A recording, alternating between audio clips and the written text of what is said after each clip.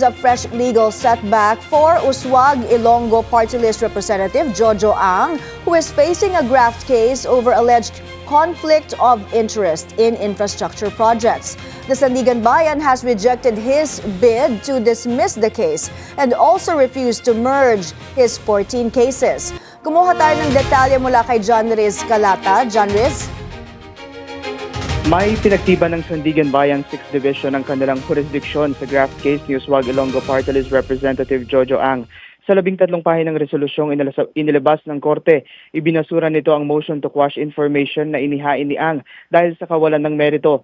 Sa kanyang motion, idinahilan ni Ang na ang Regional Trial Court at hindi ang Sandigan Bayan ang dapat duminig sa kaso. Iginiit niya na sa ilalim ng Republic Act No. 10660, ang mga kasong walang malinaw na halaga ng pinsala o damage sa gobyerno o walang aligasyon ng panunuhol o bribery ay dapat mapunta sa RTC. Gayunman, binigyang diin ng korte na bagamat hindi tinukoy ang eksaktong halaga ng pinsala sa case information, ang aligasyon ng prejudice and damage to the government ay itinuturing na unquantifiable damage. Ibinasura rin ng Sandigan Bayan 6th Division ang hiling ni Ang na pagsamahin ang kanyang 14 counts of graft case sa ilalim ng 2nd Division ng korte. Ayon sa akusado, ang mga kaso ay kinapapalooban ng magkakatulad na usapin ng facts at law at ang pagsasama nito ay makatutulong para maiwasan ang magkakasalungat na desisyon mula sa iba't ibang dibisyon ng korte. Gayunman, sinang-ayunan ng Sandigan Bayan ang argumento ng prosekusyon na ang bawat kaso ni Ang sa bawat korte ay magkakahiwalay at magkakaibang kontrata.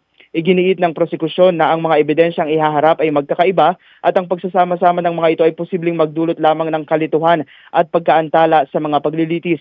Nahaharap si Ang sa 14 counts of graft dahil sa conflict of interest matapos umanong makakubra ng government contracts ng kumpanyang may kaugnayan sa kanya. May?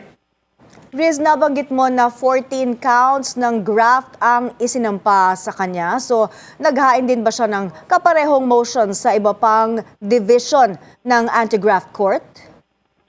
Yes, may naghain din ng motions to quash information at consolidate si Ang sa iba pang divisions ng Sandigan Bayan kung saan na-raffle ang kanyang mga kaso. However, my other courts have yet to issue resolutions on the motions. May?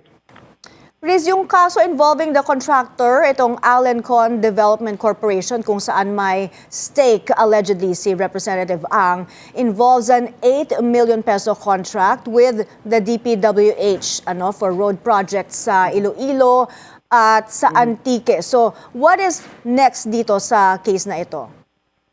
May in a normal course of court procedures, kailangan munang maresolba ang lahat ng nakabimbing motion sa korte. After that, the court will proceed with the arraignment. In relation naman sa mismong contractor, May, no cases were filed against it. So for now, the case is solely against Representative Ang. May?